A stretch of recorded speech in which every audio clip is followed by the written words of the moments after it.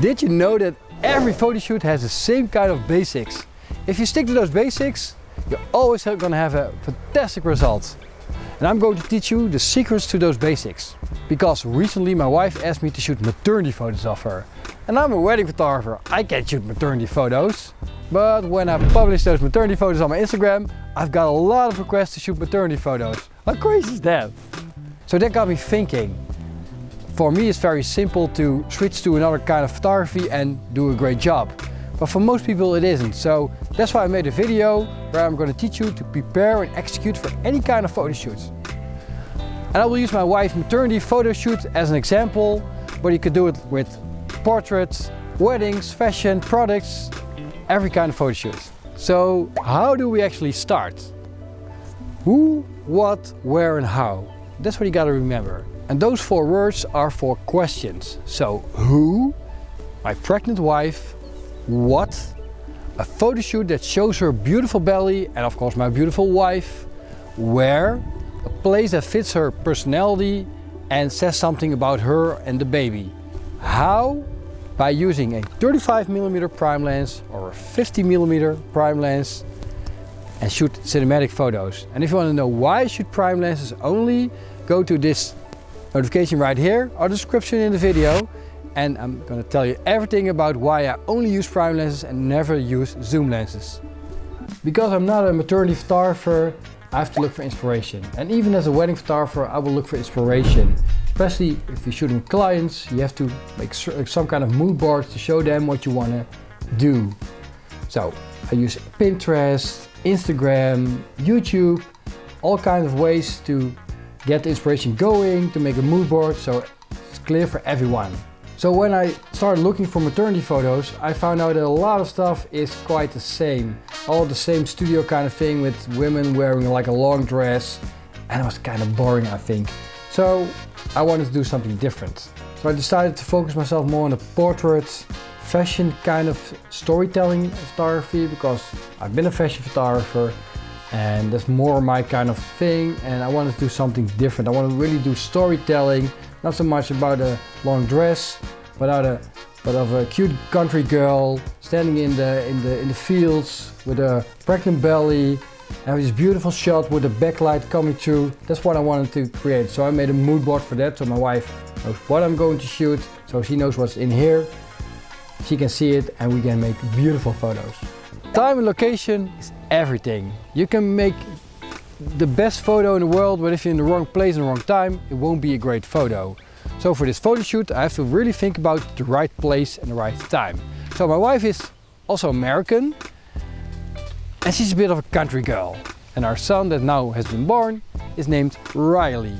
And Riley, short for Riley, is Rye, means high grass. And we live in nature, so we want to have a connection with the high grass and the nature, and my wife being a bit of a country girl. So all the reasons to go to the high grass, as you can see here. Well, the grass has been cut, still a beautiful location. All the reasons to go to a high grass place. I like the morning sun because it lights up people from the back, really beautiful.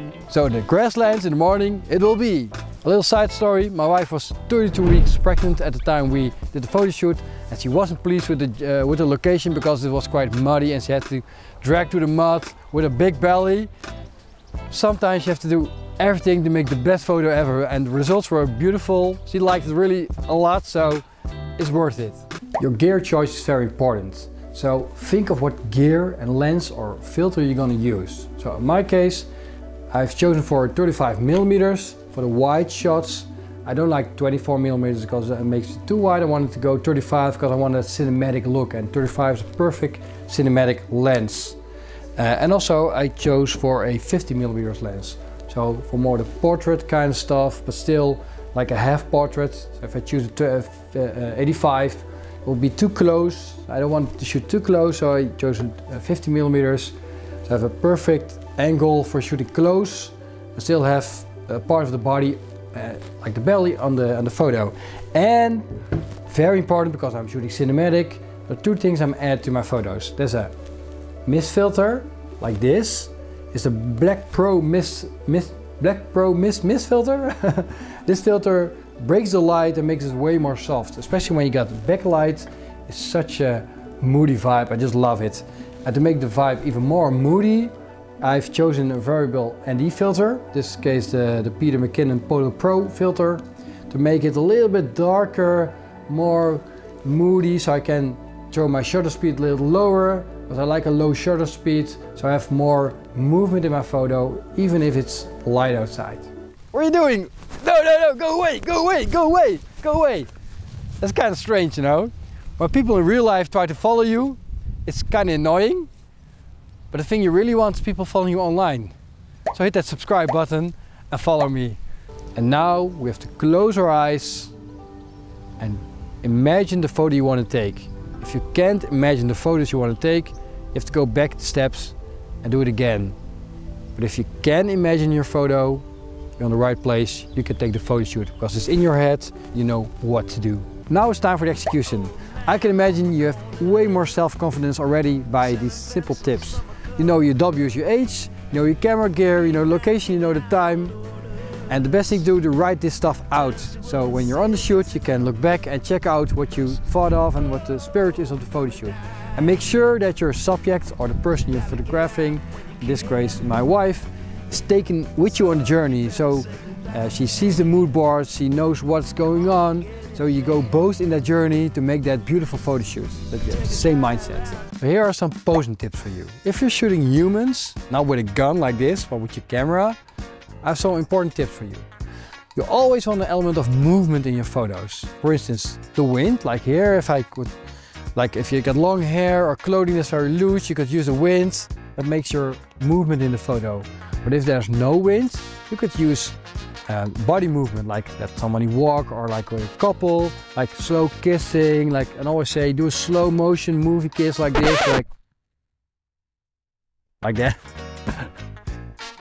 Try to keep the moving in the photo, because if everything stands still in the photo, it mainly looks very posed, and you don't want to have like a very posed look.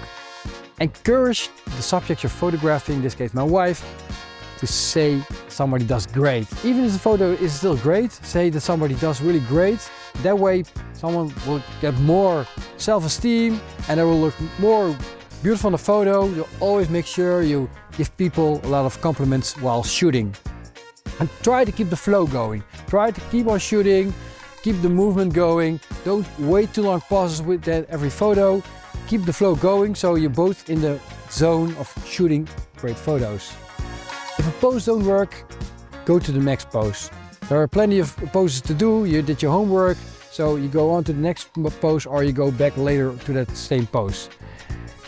If you have the perfect light, don't move. I can't emphasize this a lot. And the same with here, shooting with the camera outside. We got a great light, so we're not going to move because we got the perfect light.